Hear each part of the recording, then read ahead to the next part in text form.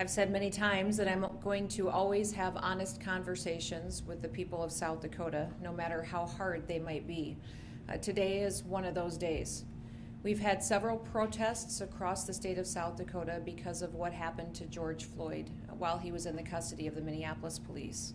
I want to talk a little bit about what we can learn from that situation and what our path forward can be. As I said on Monday, protests have a purpose. People protest when they feel like they're not being heard. As it relates to South Dakota, the protests have had their purpose. There is no one who thinks that what happened to George Floyd was okay. Personally, I haven't even been able to make it through the video yet. It has been gut-wrenching to watch. The question before us now, today in South Dakota, is what do we want policing to look like? That's at all levels, at the city level, the state level, county level, and federal level. There's no governor in America that has trusted her people more than I have. I trusted them to make the right choices, and the last several months they have done so. There's no governor in America who is more willing to work with her people than I am, to work to find solutions to the problems that we face, to be that policing or otherwise. It's time for us to work together to problem solve. Now, the very reason that I ran for office years ago was because of what happened to my family when my dad passed away. Because of that, I got engaged in public service, ran for the legislature, represented you in Congress, and now I'm your governor. I grew up with a dad who was a cowboy who told us every single day, you don't complain about things, you fix them. Now, every step along the way throughout public service, I focused on problem solving. I came back to South Dakota because I wanted to have an even bigger impact on our state, and I wanted to be of service to the people here. Frankly, I realized when I was in Congress how little gets done at the federal level, and that the state and the local government can have a much greater impact on people's everyday lives. For example, policing is a state and a local issue. The vast majority of police officers are local, they're not federal, and the laws that they enforce are local, not federal. If we want to change the nature of policing, then we must lead on that ourselves. So let me be blunt. Public policy is complex. It's difficult. It also should be dispassionate.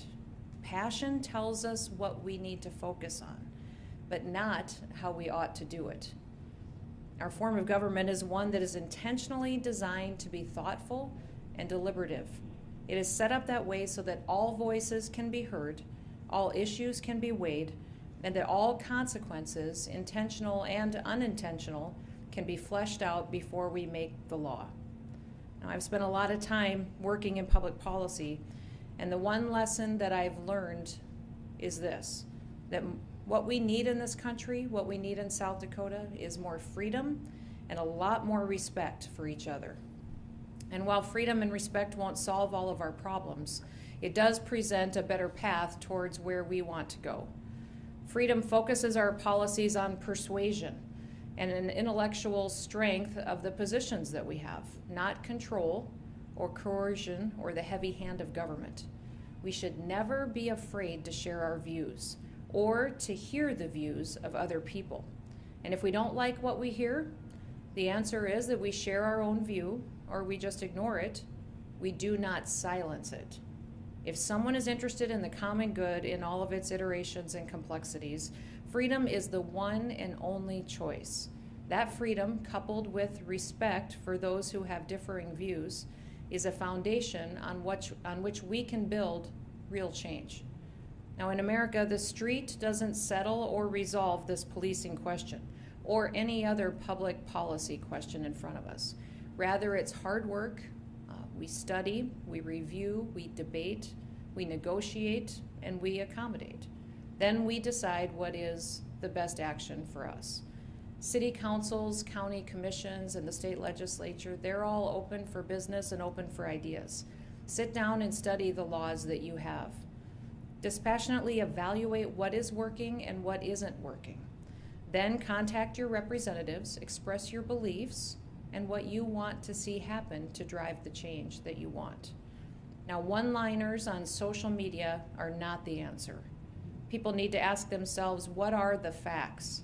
What are the consequences? And What can history teach us? Again, this process is deliberative, so we must take the time to do the hard work of looking at these things from all different angles. And one thing that I have noticed in the public discourse in America today is the immediacy of it all. Social media and the internet today have made it very easy for us to communicate with each other, instantly, in fact. That's a great tool, but it's also made it easy to communicate thoughtlessly. In the race to be heard, so many of us have given up on trying to make an argument. Instead, we compete to see who can shout the loudest. Now, America is a place where every voice deserves to be heard. Free speech is one of our most fundamental rights. I see legitimate protests raising important concerns, and I hear those concerns. But I also see violent actors who are trying to do an end run around public discourse. This is done to intimidate, and it's done to silence voices.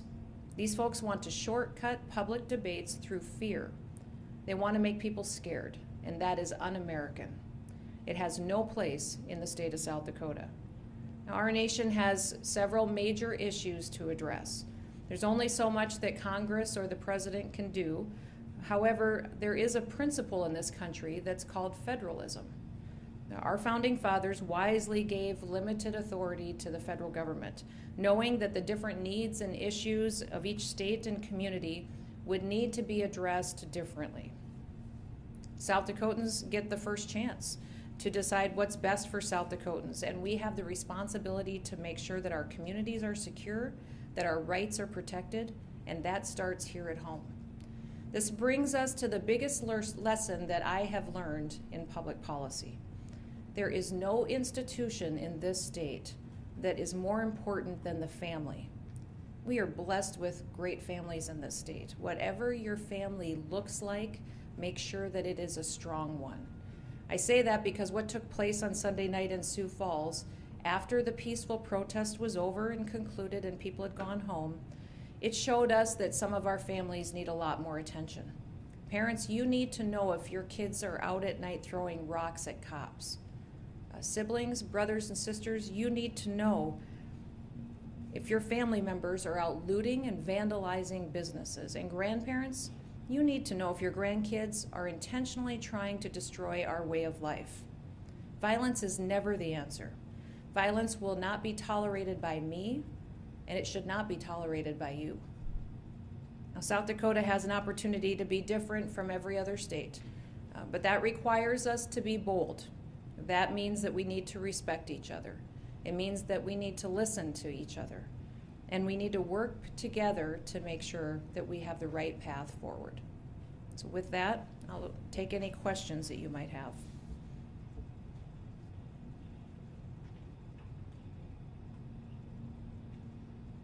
Governor, this is Stephen Groves from the AP. Sure, Stephen, go ahead.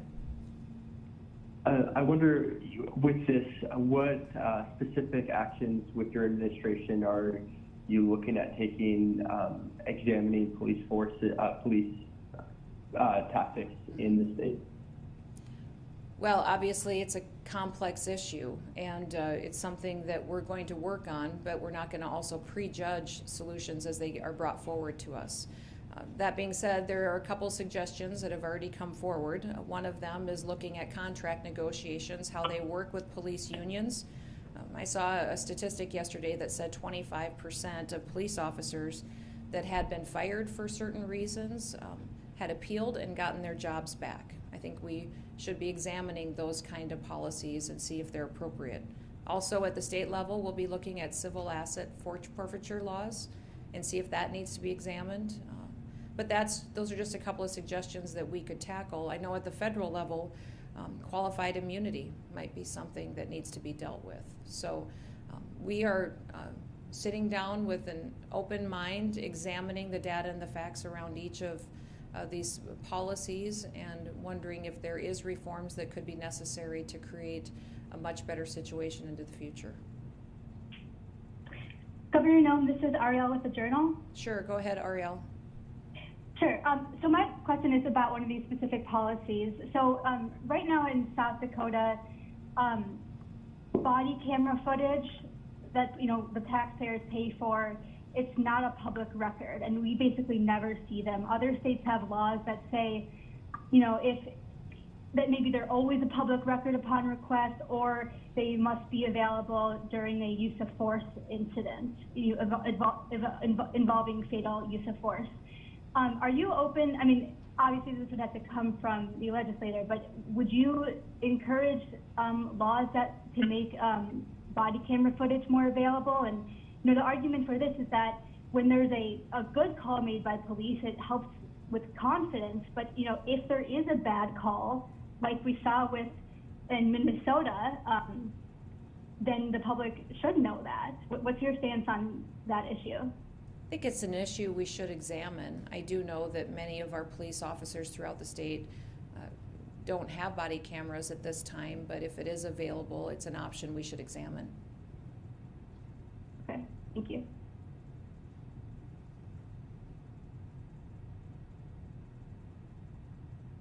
Governor Megan Morant, News Center 1. Sure, go ahead, Megan. What conversations have you had so far with local leaders in discussing any policy changes that should be necessary?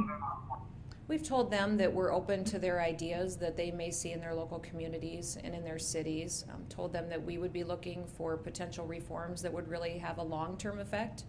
I think for decades we've had these issues going on, and we're still in other states and other communities seeing instances like what happened to George Floyd. And so we need to be problem solvers and come forward with policies that really make a difference this time.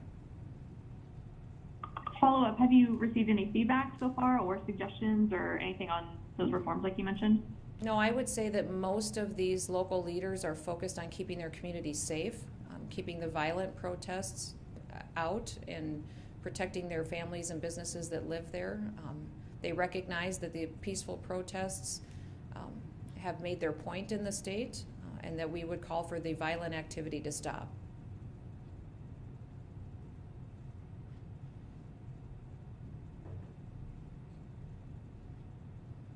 Governor, this is Stephen Groves from the AP again. Sure, go ahead, Stephen.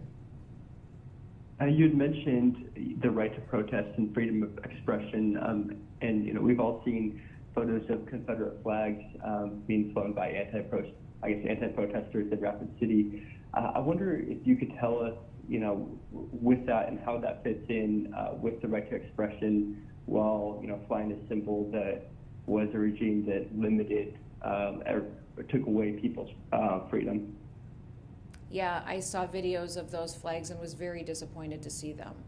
I do know that freedom of speech is a fundamental right of being an American, and that should be protected, but it was disappointing for me to see those.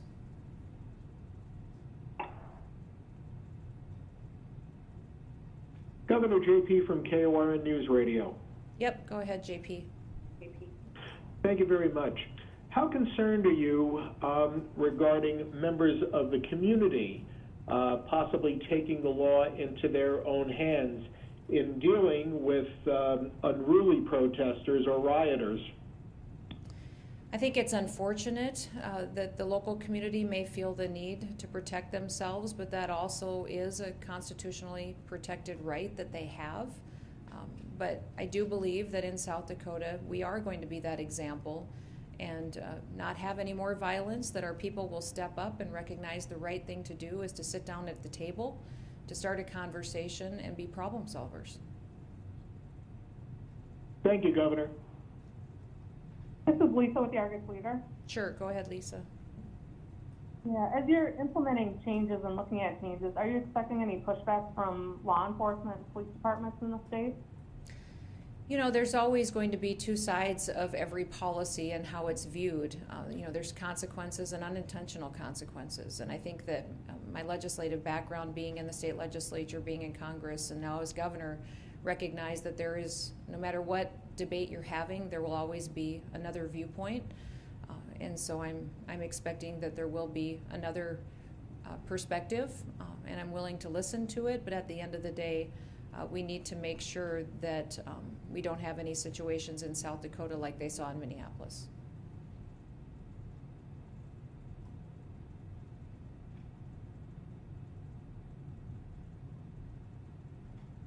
Bob? Governor, another question from... I'm going to go to Bob quick, and then I'll go back to the phone. Governor Bob Mercer from Keloland News. The State Attorney General oversees the Law Enforcement Standards Commission. Are you in conversation with Attorney General Ronsberg, and secondly, about this issue? And then secondly, have you made any recommendations to him about what you might want to see or things that he should consider?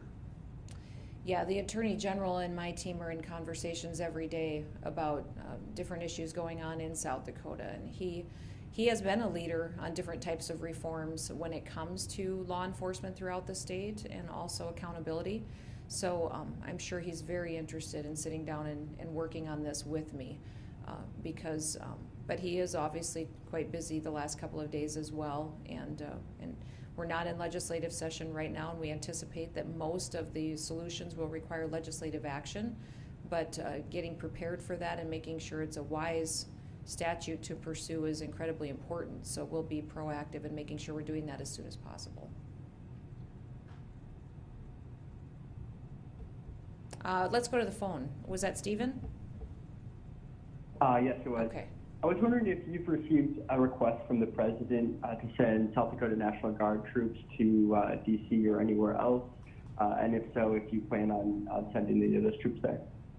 No, not that I'm aware of. We have not received a request to send our National Guard outside of state borders.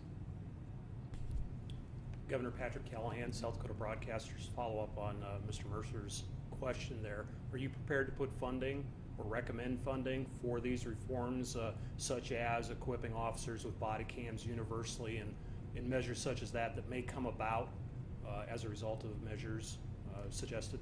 It'd be difficult for me to make that commitment today, not knowing the cost, and especially in light of the budget situation we're looking at because of the COVID-19 virus that spread across the state of South Dakota and how it's impacted our economy. But I think that there is discussions ongoing. Some smaller departments and different entities within police departments do have body cams, and we'll be visiting with them about costs, how they facilitate it, how they utilize them, and what can be done in the potential there. Governor Bob Mercer, Keloland News again. Just to follow up on the use of the National Guard in South Dakota. I'm aware of 3 communities, I believe, where they are dispersed.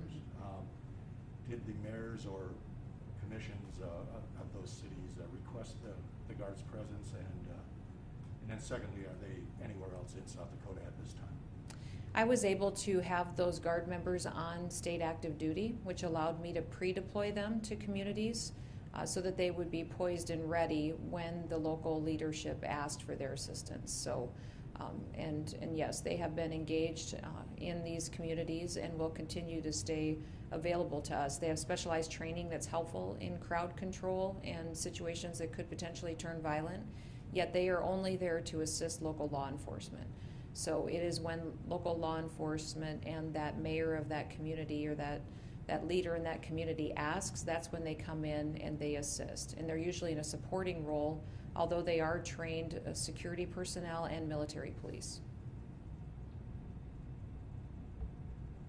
This is Lisa with the Argus Leader. Sure, go ahead, Lisa. Yeah, is the National Guard still activated in Sioux Falls? There is a presence still in Sioux Falls, and we do have a presence in Rapid City and a small presence here in Pierre. And then the other entities will continue to evaluate. We literally have a conversation every couple of hours on where we think we may need extra assistance and backup. Governor Noem, this is Ariel again. Sure, go ahead. Has the Highway Patrol's plane been being used? Multiple people reported seeing a plane circling Rapid City last night. The Highway Patrol plane has been utilized, although I won't specifically tell you where it's been utilized. Okay.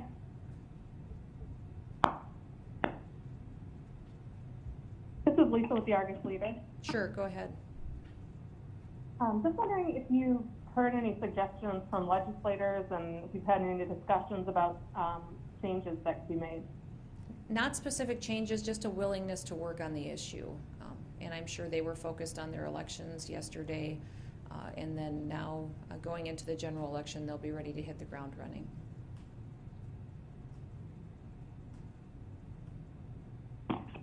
Governor Lee Strubinger, SDPB. Sure, go ahead, Lee.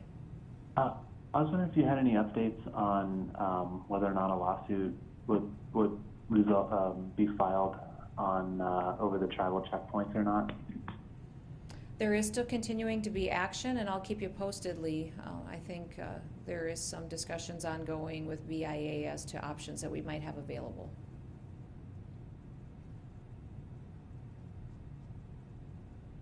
Again, Noem, Adam, St. Paul, Dakota Broadcasting. Sure, go ahead, Adam.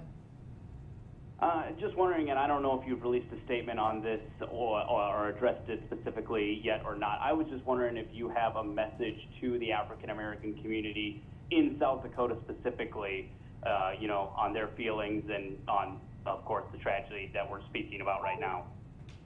Absolutely. I would love to engage them in solutions and ask for their help to make sure it was a solution that would really make a difference far into the future. And I would remind folks as to the diversity of my personal family, and that I care deeply about this issue as well, and would ask that they help us make sure the policy is appropriate.